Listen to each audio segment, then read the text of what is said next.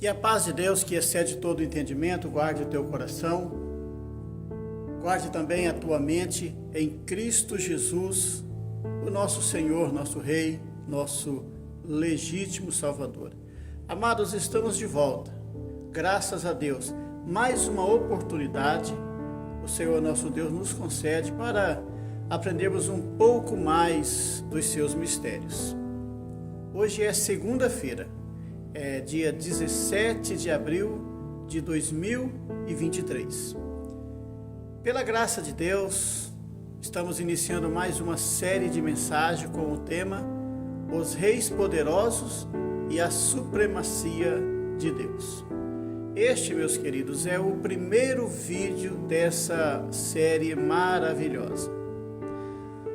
Bom, a segunda parte do livro de Daniel, que vai do capítulo 7 até o capítulo 12, descreve, como eu já disse antes, as visões de Daniel sobre a situação futura do povo de Deus.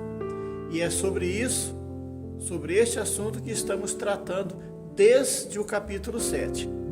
Essa semana estamos no capítulo 8 do livro de Daniel.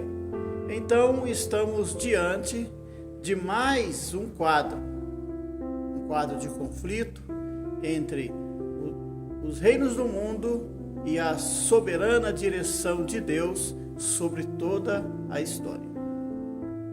Graças a Deus, chegamos no capítulo 8 do livro de Daniel.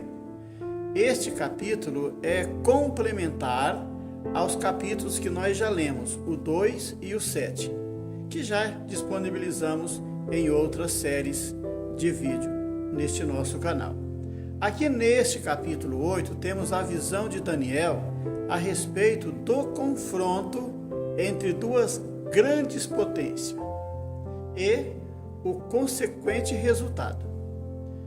Irmãos, a história se desenrola profética e simbolicamente através das visões, através dos sonhos de Daniel, que são pura revelação de Deus. E como eu já disse antes, não é uma intuição da sua cabeça. Deus o conduz ao futuro e faz com que ele veja todos os acontecimentos e como estará o seu povo diante de todo esse conflito que há de vir. O capítulo 8, queridos, ainda usa simbolismo, e simbolismo de animais, mas contém interpretações que nos ajudam muito a entender e posicionar o seu conteúdo em acontecimentos da história subsequente. Os acontecimentos provocados pelo chifre pequeno do versículo 9, tiveram lugar uns 200 anos mais tarde. E da mesma forma, clara como aqui são descritas, tem levado alguns intérpretes a dizer que o livro de Daniel foi escrito ou produzido por volta do ano 167 a 165 a.C. Dizem ainda que seria Daniel apenas um personagem que apenas empresta o nome do livro e não o seu autor, propriamente dito. Na minha singela e simples e humilde opinião, dizer isso, querido, significa não aceitar de maneira alguma a profecia como algo que seja revelado por Deus. Comprovadamente, pelos intérpretes, aqueles conservadores e sérios, o livro foi escrito no século 6 a.C. Mas isso eu confesso que é assunto para uma outra oportunidade, quando estivermos estudando o livro de Daniel.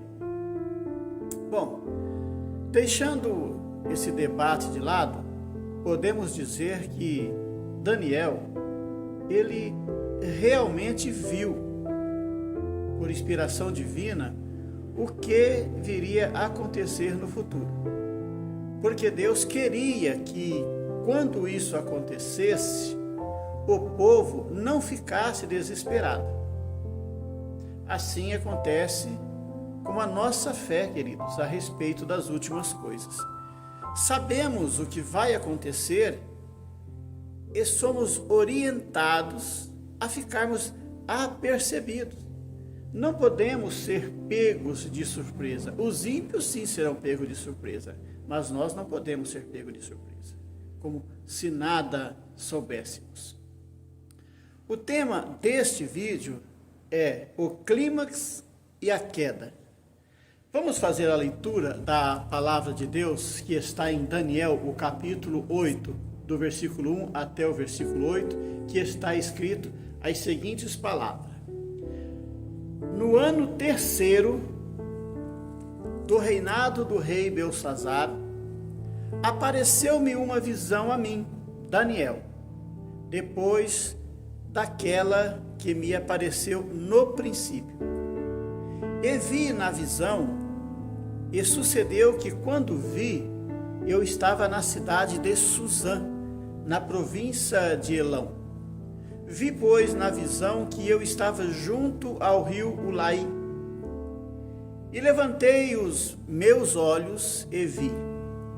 E eis que um carneiro estava diante do rio, o qual tinha 2 chifres, e os 2 chifres eram altos, mas um era mais alto do que o outro. E o mais alto subiu por último. Vi que o carneiro dava amarradas para o ocidente, e para o norte, e para o sul. E nenhum dos animais lhe podia resistir. Nem havia quem pudesse livrar-se da sua mão. E ele fazia conforme a sua vontade, e se engrandecia. E estando eu considerando, eis que um bode vinha do ocidente sobre toda a terra, mas sem tocar no chão. E aquele bode tinha um chifre insigne entre os olhos. E dirigiu-se ao carneiro que tinha os 2 chifres, ao qual eu tinha visto em pé diante do rio. E correu contra ele no ímpeto da sua força, e vi-o chegar perto do carneiro, enfurecido contra ele, e ferindo-o, quebrou-lhe os 2 chifres, pois não havia força no carneiro para lhe resistir, e o bode o lançou por terra. E o pisou aos pés. Não houve quem pudesse livrar o carneiro da sua mão. E o bode se engrandeceu sobremaneira, mas estando na sua maior força, aquele grande chifre foi quebrado, e no seu lugar subiram outros 4 também insígnios para os 4 ventos do céu. Louvado seja o nome do Senhor. A visão é situada historicamente no ano terceiro do reinado do rei Belsazzar. É também, queridos, uma sequência da anterior, aquela do capítulo 7. Daniel é, então, transportado em espírito para Suzã, que é a capital da Pérsia. Daniel não foi lá pessoalmente, certo? E sim, ele foi conduzido em espírito. Dizia ele: parecia-me que eu estava na cidade de Suzã, conforme nós lemos no versículo 2. Ele foi transportado, amados, para dentro daquela fortaleza onde ficava o palácio do reinado da Pérsia. Ele foi transportado no espaço de tempo para poder, assim, antever os acontecimentos que viria no futuro. Levantei os olhos, disse ele, e olhei, e eis que estava em pé, diante do rio, um carneiro que tinha 2 chifres, conforme o versículo 3. Segundo o versículo 20, aquele carneiro que ele viu, qual tinha 2 chifres, são esses os reis da Média e também da Pérsia. Daniel está tendo a visão de um império que ainda irá se levantar-se no futuro, mas não assim tão distante, pois o profeta já está na época do último rei da Babilônia, que será vencido na noite daquele fatídico banquete, conforme já vimos em vídeos anteriores. O Império Medo-Persa se encaixa claramente na descrição do versículo 4 que nós lemos. Avança do Oriente para o Ocidente, do Norte ao Sul, e assim se engrandece, fazendo o que quer com os seus inimigos. E esses, como diz o texto, não podia oferecer nenhuma resistência. O reino Medo-Persa pertencia originalmente ao Oriente, mas ele avançou sobre o Ocidente, conquistando muitas, mas muitas regiões. E estando eu, disse ele, considerando, eis que um bode vinha do Ocidente sobre a face de toda a terra.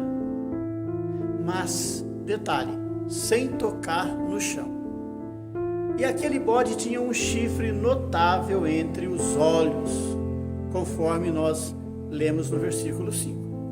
Queridos, esta figura simbólica mostra o Império Grego sobre então a liderança de Alexandre o Grande, que na época da sua conquista, na época da conquista do Império Medo-Persa, contava, diz alguns, um pouco mais de 30 anos de idade. É o sentido que o versículo 21 dá ao animal. O chifre é seu primeiro rei, o qual é notável. Realmente, Alexandre foi um general notável, sem sombra de dúvida, que não apenas conquistou o mundo conhecido na época, como também ele, e através dele, disseminou-se a cultura grega, preparando o mundo todo para ter uma língua franca que se tornou o veículo mais eficaz de propagação da mensagem do Evangelho na época neotestamentária. Ele vem, disse ele, mas sem tocar no chão, lembrando outro animal que o representa, o leopardo, com 4 asas, aquele que comentamos no vídeo anterior, aquele do capítulo 7, versículo 6. Sem tocar no chão é uma forma de descrever o rápido crescimento do Império Grego, pois o período da conquista de Alexandre não durou, acreditem vocês, mais que 13 anos. Olha, os versículos 7 e versículo 8 falam de suas conquistas e também falam de suas divisões. Não sei se vocês estão lembrados dos 4 generais, aqueles que assumiram logo após a morte de Alexandre. Olha, se você ainda não assistiu, insisto que você assista à série A Visão da Vitória dos Santos. Fazendo isso, você terá uma melhor compreensão do que está sendo falado aqui neste vídeo. Ele se engrandeceu sobremaneira, e estando ele forte, aquele grande chifre foi quebrado, e no seu lugar outros 4 também notáveis nasceram para os 4 ventos do céu, disse Daniel. Isso está no versículo 8 que nós lemos. Aqui vemos a referência à morte de Alexandre por causa dos excessos. Acreditem vocês, ele morreu doente e a divisão do reino foi feita em 4 partes, distribuída para 4 dos seus generais. No norte, Lisímaco governou a Trácia e a Bitínia. No ocidente ficou Cassandro com a Macedônia e a Grécia. No oriente temos Seleuco com a Babilônia, com a Síria. No sul, Palestina, Arábia e também o Egito ficaram para Ptolomeu. Já falamos sobre isso em vídeos anteriores. Mas a história subsequente, principalmente na região que mais nos interessa, o Oriente e o Sul, foi objeto de constantes lutas entre os Ptolomeus e os Seleucidas. A Palestina, por volta do ano 300 a.C. até o ano 165 a.C., vai ser objeto de constante disputa entre essas 2 dinastias poderosíssimas. Com toda essa disputa, quem sofreria com isso? Obviamente seria o povo de Deus.